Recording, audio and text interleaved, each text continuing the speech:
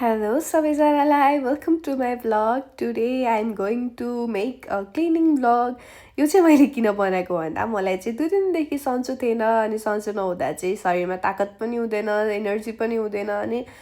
motivation पनि हुँदैन motivation होस् जागर लागोस् भनेर चाहिँ मैले यो भ्लग बनाएको अनि हेर्नु मेरो रुमको हालत चाहिँ यस्तो छ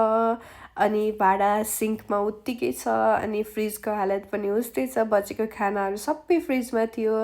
सबैभन्दा पहिला चाहिँ मैले झ्याल खोलिदिएँ झ्याल खोलेर एयर पास होस् भेन्टिलेसन पास होस् अनि त्यसपछि घाम आओस् भनेर चाहिँ मैले खोलिदिएँ अनि मैले चिया बनाएको थिएँ अदुवा हालेर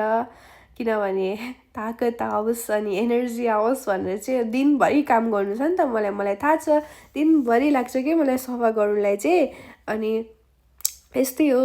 अनि मैले चाहिँ सुरुबाट किचनबाट सफा गरेँ किचनमा चाहिँ डिब्बाहरू एकदम अनअर्गनाइज भएको थियो त्यो अर्गनाइज गरेर राखेँ जालीहरू पनि लागेको रहेछ जाली सबै हटाएँ होइन अनि त्यसपछि मैले चाहिँ सबै साबुन लगाएर टाइल्सहरू सफा गरेँ मैले चाहिँ सानैबाट साबुन लगाएर नै सफा गर्नुपर्छ भनेर सिकेको थिएँ कि मम्मीबाट अनि मलाई त्यो नगरिकन चित्तै बुझ्दैन क्या अनि मैले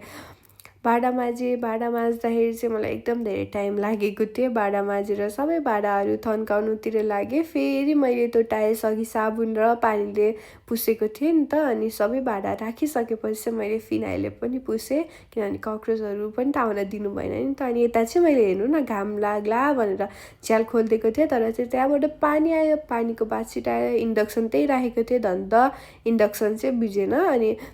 टेबलमा सामानहरू पनि उत्ति नै अनअर्गनाइज थियो अनि मैले चाहिँ त्यो सबै आफ्नो ठाउँमा लगेर राखेँ र टेबल पनि पुस्नुतिर लागेँ अनि मलाई चाहिँ टेबल पुस्दै गर्दा एउटा कुरा याद आयो कि मलाई चाहिँ टेबल म्याट चाहिएको रहेछ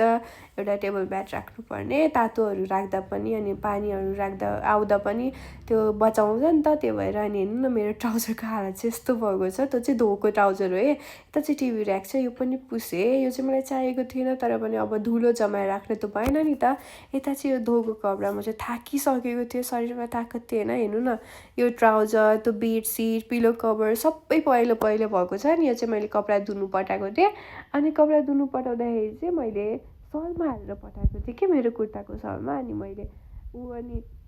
त्यो सबै कपडा एकैचोटि हाल्दाखेरि त यस्तो भयो कलर सरेर है अनि मैले कति ब्लिच लगाएँ त्यही पनि त्यो गएन कि अनि त्यो सबै धोएको कपडाहरू हो नि त फेरि धुनु त मलाई गाह्रो हुन्छ त्यही भएर म भित्र लगेर राखेँ फर्स्टमा चाहिँ म हलबाट सफा गर्छु भनेर अनि हल सफा गर्नु लागेँ अनि मलाई त्यो सोफाको कभर देख्दा कस्तो त्यो कभरहरू पनि धुम जस्तो भएको थियो कि अनि तर मैले आफ्नो मनलाई कन्ट्रोल गरेँ अनि यस्तो सोफालाई चाहिँ